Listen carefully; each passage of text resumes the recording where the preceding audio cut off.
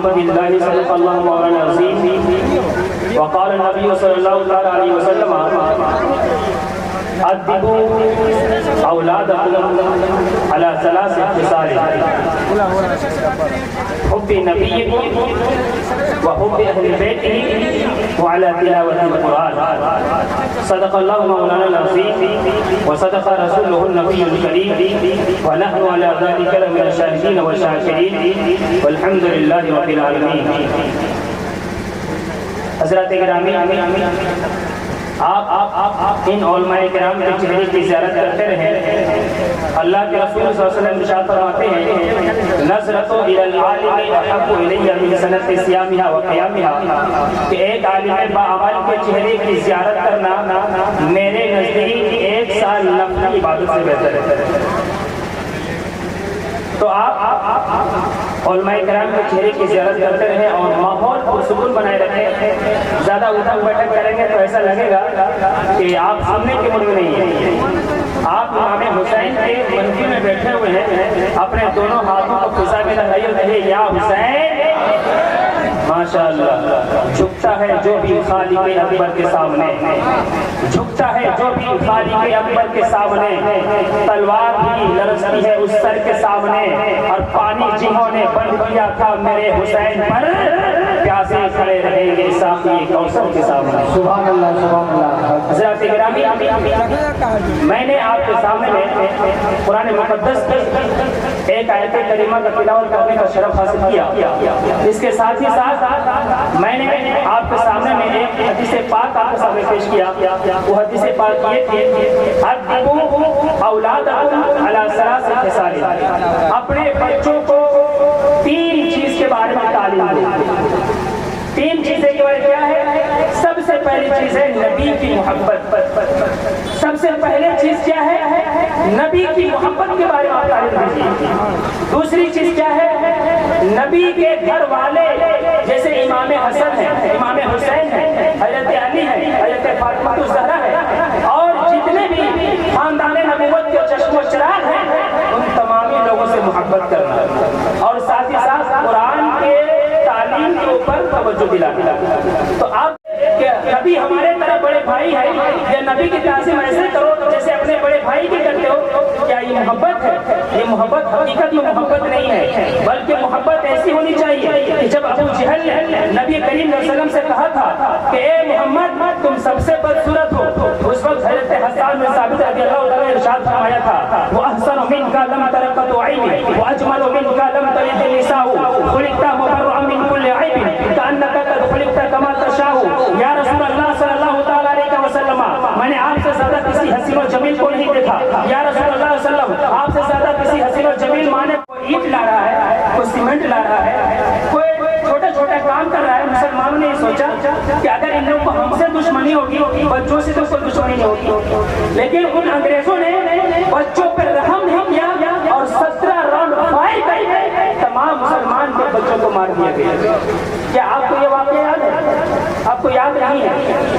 آپ امام حسین کے واقعے کو کیسے یاد رکھتے ہیں؟ اچھا، اسی طریقے سے اسپین میں دیکھیں، اسپین میں مسلمانوں کے 800 سال تک حکومت رہی، 800 سال تک۔ آخری دور میں ایک بادشاہ گزرا جس کا نام تھا ابو عبداللہ۔ اس نے کینیڈا کے پاس جا کر کے اپنے تمام مسلمانوں کو مخاطب ہو کر کے کہا کہ اے مسلمانوں، میں ناکارہ ہو چکا ہوں، میرے پاس کوئی پاور نہیں ہے، اور میں نے فرڈنگ سے میں نے ایک معاہدہ کر لیا ہے، وہ تمہارے جان مال عزت و آبرو کی حفاظت کرے گا۔ جانتے کیا ہوا؟ فرڈیننڈ نے ایک مسلمانوں کو چن چن کر کے مار دیا، اور جو عورتیں بچ گئی تھی اسے سمندر میں بیچ سمندر میں غرق کر دیا، ڈبو دیا۔ کیا آپ کو یاد ہے؟ آپ کو یاد نہیں ہے؟ اسی طریقے سے بغداد میں ہلاکو خان نے 81 لاکھ مسلمانوں کو شہید کر دیا۔ آپ کو یہ یاد ہے؟ آپ کو یہ یاد نہیں ہے؟ تو کیا وجہ ہے کہ آج جو 1947 کے واقعات ہیں، جو 1942 کے واقعات ہیں، وہ مجھے یاد نہیں ہے، اور امام حسین کو شہید کیے ہوئے 1400 سال والے ہم امام حسین کی محبت کو اپنے دل و دماغ میں کیوں بسا کے رکھتے ہیں؟ اس کی وجہ سنیے آپ۔ اس لیے کہ اگر کوئی المیہ حادثہ ہو جائے یا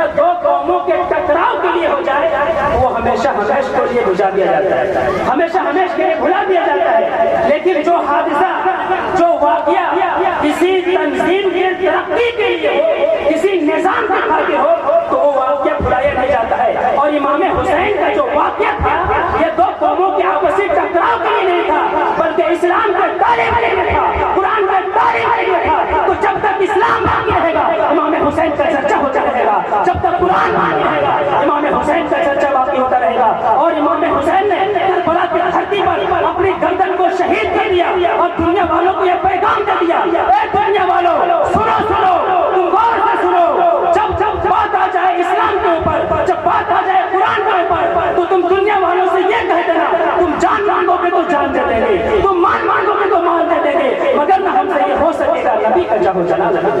واہ واہ، سبحان اللہ سبحان اللہ۔ تو مسلمان بھائیو، آپ لوگوں سے گزارش ہے کہ وقت بہت زیادہ وقت بہت قلت دامنگیر ہے، اور میں بہت ہی ایک اچھی بات میں بتلانے والا تھا، لیکن وقت بہت قلت دامنگیر ہے۔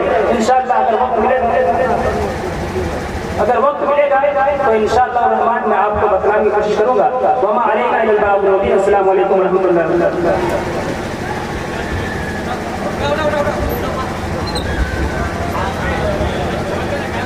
ماشاء اللہ سبحان اللہ، بہت اچھی گفتگو محرم سماعت فرما رہے تھے حضرت مولانا آفتاب مصباحی صاحب سے۔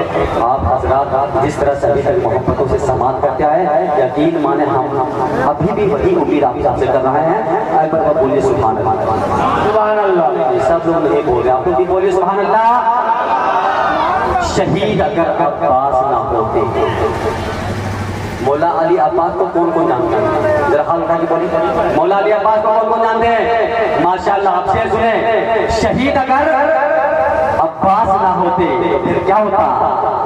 زمین کربل میں گاڑ دیتے۔ شہید اگر عباس نہ ہوتے تو زمین کربل میں گاڑ دیتے، اور نہ بچ کے آتا کوئی یزیدی، وہ ہے یزیدی کو پھاڑ دیتے۔ سبحان اللہ۔ نہ بچ کے آتا کوئی یزیدی، وہ ہر ایک یزید کو پھاڑ دیتے، اور عباس کے پرچم سے شفا مانگا کرو۔ بولے بولے بولے، سارے لوگ خاموش ہوئے، سارے بولے یا حسین یا حسین یا حسین۔ عباس کے پرچم سے شفا مانگا کرو، شبیر کے صدقے میں دعا مانگا کرو۔ عباس کے پرچم سے شفا مانگا کرو، شبیر کے صدقے میں دعا مانگا کرو۔ اگر چاہتے ہو کہ غازی رہے راضی تم سے، تو سکینہ کے وسیلے سے دعا مانگا۔ سبحان اللہ سبحان اللہ۔ چاہتے ہو، اگر چاہتے ہو کہ غازی رہے راضی تم سے، تو سکینہ کے وسیلے سے دعا مانگا کرو۔ آئیے بڑی تیزی کے ساتھ عظیم ثنا خان مصطفیٰ حضرت قاری شمس الدین شمس تشریف لا رہے ہیں۔ آئیے حضرت کا استقبال نعرہ تکبیر سے کر لے، نعرہ تکبیر۔ اللہ اکبر۔ نعرہ نہیں لگا رہے، سمجھ میں نہیں آتا ہے، کوئی بات ہے، کوئی دقت ہے، پریشانی بولیے، ایک مرتبہ اللہ اکبر کہیے، انشاءاللہ ساری پریشانی دور ہو جائے گی، ساری مصیبتیں ختم ہوتے ہوئے نظر آئے گی۔ نعرہ لگا لے، نعرہ